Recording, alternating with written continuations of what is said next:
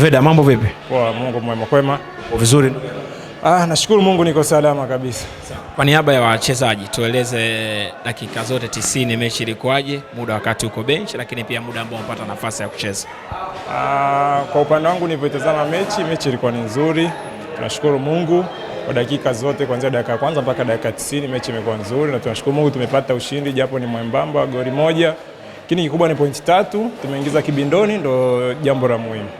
Kilichonisukuma kuja kwako hii leo, umecheza mechi yako ya kwanza ya kimashindano.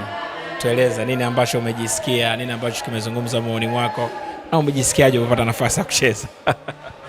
Kwa upande wangu nimejisikia vizuri kwa sababu mimi ni mfanyakazi wa Simba Sports Club na nimekuja Simba kufanya kazi, na namshukuru mwalimu kwa nafasi alionipa kwa dakika hizo.